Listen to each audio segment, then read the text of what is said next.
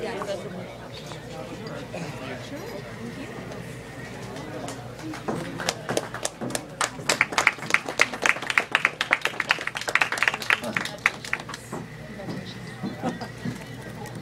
so questions? Questions? In the back row. I have a question of Diane. Yes. Congratulations, of course, magnificent production. Thank you. What I loved about it most, or among the many things I loved, were those beautiful stage tableaus that you created. And I'd like to know what inspired them, how you arrived at them. It was both looking historically to photographs from South Carolina and doing very detailed research, and then working with the actors, this brilliant ensemble, and having all of them bring in their own history, their own stories from their family, working in improvisations in the room. The water pump on our stage came from Natasha Yvette Williams' character presentation, where she decided that she had the money, raised the money in Catfish Row to make that pump. It was really a creation pulled together with the ensemble. So looking backwards and looking forwards to the characters and the ensemble and the actors in the cast. Yes. Yes. Diane and Jeffrey, you guys have had some successful productions in the past, and now this one as well. What has made you synergy work? Jeffrey is an extraordinary producer, I have to say. I feel so lucky to have worked with him. He understands art, he is committed to it, he will do whatever it takes to make work happen. He is fearless that way, and I think for all of the artists that he's touched, we are so grateful for his leadership in the field. Yes, in the blue shirt here.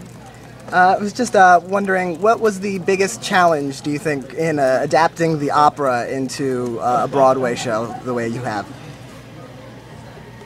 The biggest challenge, I think you'd have to ask Diane and Susan Laurie, but I would like to say, for once and for all, this show opened as a piece of musical theater back in 1935 at what is now the Neil Simon Theater. It was called the Alvin Theater. It is now back where it belongs on Broadway. You want to speak about? Yes. Yeah, I think the challenges were the same as with working on anything. We had to keep our ears and eyes focused on the truth. You know, the truth of the beautiful music, the truth of the love story. And we just kept our focus on that. And on each other. We held hands sometimes. Yes, in the back. Thank you. How do you feel? Do you feel vindicted about Stephen Sondheim now? I think Stephen Sondheim wrote from a place of passion, and he believes in Porgy and Bess, and he believes in the artistry of this piece, and I hope that someday he will come and see the Gershwin's Porgy and Bess, because I do think it's a Porgy and Bess for our time, and it is fully realized as a piece of American musical theater, and I think it would be recognized as such and stand beside other productions that have been done of Porgy and Bess. Yes, on the left. Why did you think this was the time to bring the show back right now? I mean, the show is amazing, but why did you think this was the time to bring it back? I've always loved the show, loved the idea of doing it, and about three years ago, was it Diane? I wanted to work with Diane Pauls again. We had collaborated on Hair with the Public Theater, and so I said to Diane, I want to find something for us to do, and that was Porgy and Bess. And also to have the opportunity to birth this at the American Repertory Theater at Harvard University and have Porgy and Bess be not just about a production on a stage, but about American social history, American cultural history. This whole production is about introducing this masterwork to a new generation of audience so they can begin their lifelong love affair with this work, which may go on to include Leontine Price, Cab Calloway, Miles Davis, and Janis Joplin. All these great artists have been touched by Porgy and Bess, and now that includes the incredible Susan Lloyd Parks, Deirdre Murray, and Ron Brown. I mean, I felt that we were part of history because You may know this, but this was the show that integrated this piece of musical theater, the National Theater, back in the 30s, when the company refused to perform unless African Americans were allowed to sit in the orchestra. Hazel? Amazing production, just thank you all so much. And I had the joy of seeing you one night, and then the next night, the lighter side version.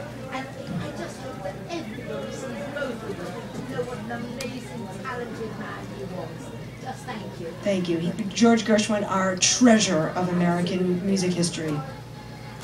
Last question on the far right. Suzanne, I noticed you have tears in your eyes, and I just want to ask you what's the most moving aspect of this work? That we really stuck to our guns. It's hard these days to stay focused on what you believe in and still be a good person to those people you're working with. And we did that every step of the way, and I'm proud, very proud. We never doubted for a moment that we were going to come into New York, despite all of the controversy. We met. This was a company that bonded together, had great courage under Diane's leadership, and we stand, very proud to have received this great honor tonight. And thank you very much. Congratulations. Thank you. Thank you so much.